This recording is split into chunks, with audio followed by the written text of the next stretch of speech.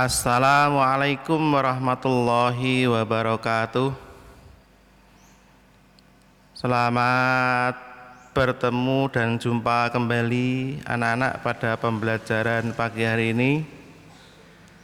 Pada kesempatan hari ini kita akan mempelajari bab 9 kelas 7, yaitu memupuk rasa persatuan pada hari yang kita tunggu.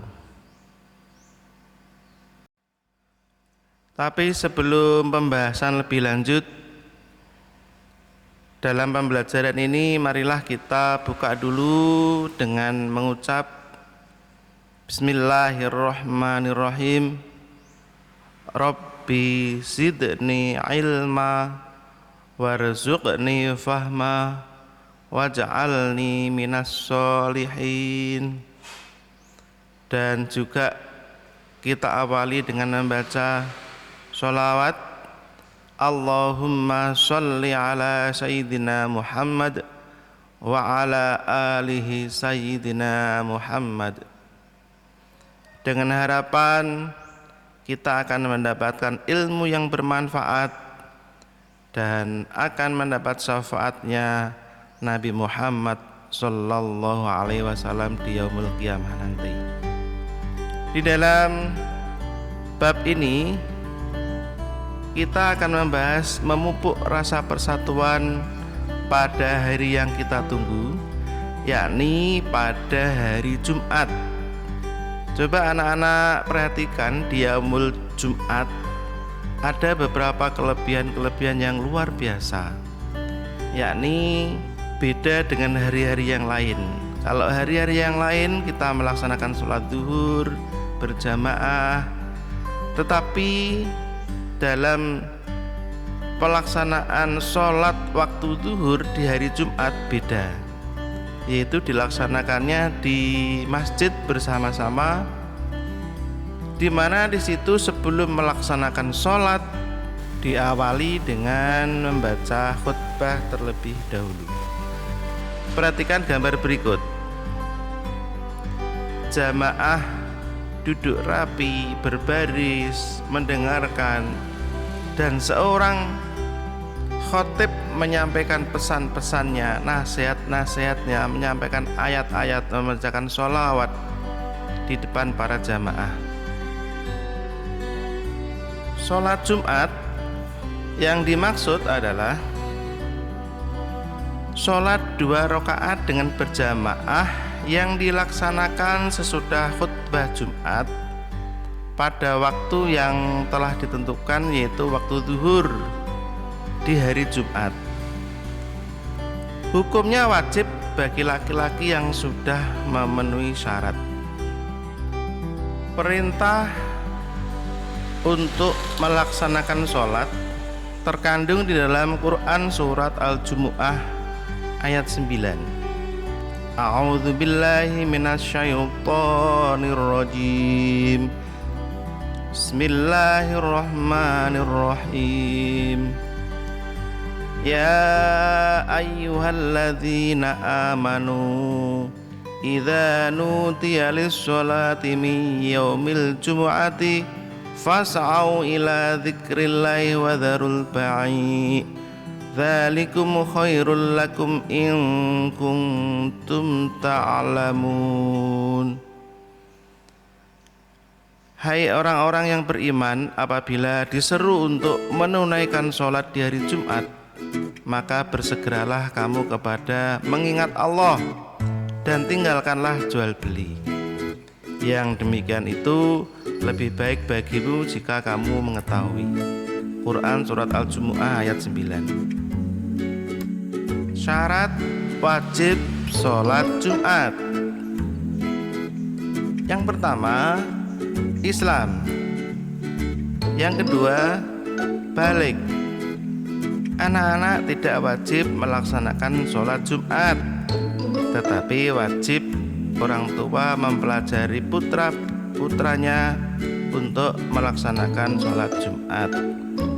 Yang ketiga, berakal. Yang keempat, laki-laki. Yang kelima, sehat. Yang keenam, menetap atau bermukim. Syarat sah mendirikan sholat Jumat. Yang pertama, dilaksanakan di tempat yang telah dijadikan tempat bermukim oleh penduduknya. Yang kedua, dilaksanakan secara berjamaah. Yang ketiga, dilaksanakan pada waktu sholat duhur. Yang keempat, sholat Jumat dilaksanakan dengan didahului 2 khutbah. Khutbah Jumat yang disampaikan oleh khatib merupakan nasihat dan tuntunan ibadah yang disampaikan oleh khatib kepada jamaah sholat Jumat. Rukun khutbah. Yang pertama, mengucapkan puji-pujian kepada Allah Subhanahu wa ta'ala. Yang kedua, membaca sholawat atas Rasulullah Sallallahu Alaihi Wasallam. Yang ketiga, mengucapkan 2 kalimat syahadat.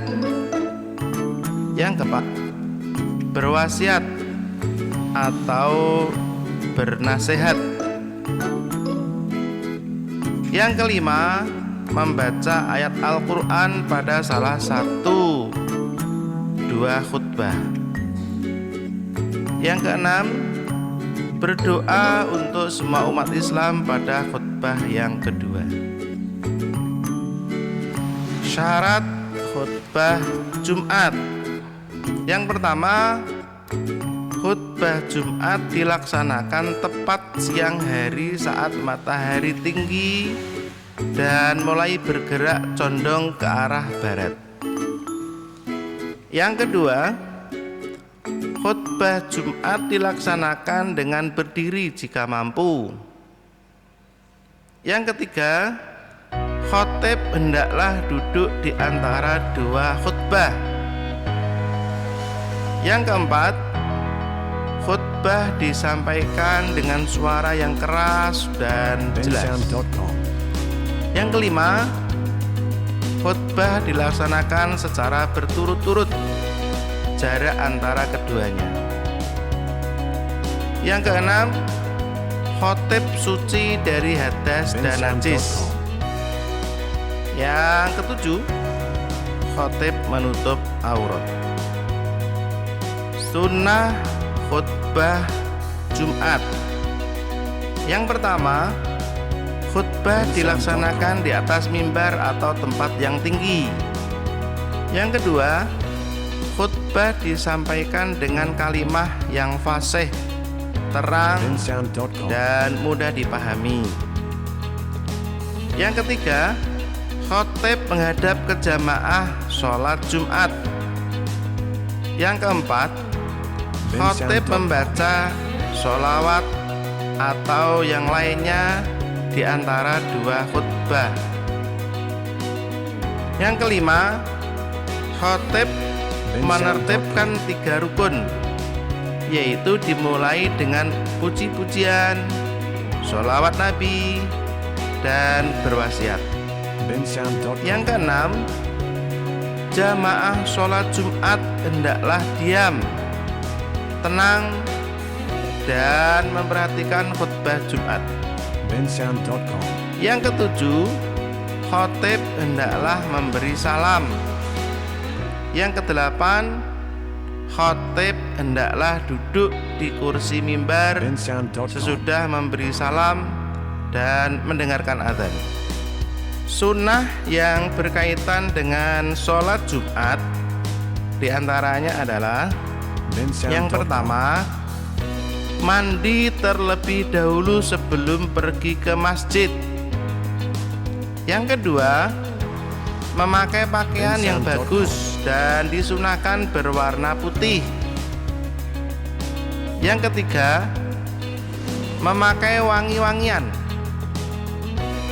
Yang keempat, memotong kuku, menggunting kumis, dan menyisir rambut. Yang kelima, menyegerakan pergi ke masjid untuk melaksanakan sholat Jumat. Yang keenam, melaksanakan sholat tahiyatul masjid atau sholat untuk menghormati masjid. Yang ketujuh, membaca Al-Quran atau zikir sebelum khutbah Jumat. Yang kedelapan, memperbanyak doa dan sholawat atas Nabi Muhammad Sallallahu Alaihi Wasallam. Adab melaksanakan sholat Jumat yang harus dipatuhi adalah: yang pertama, meluruskan shaf atau barisan sholat.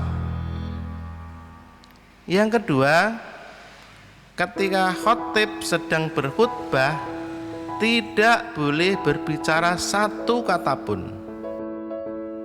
Hikmah sholat Jumat.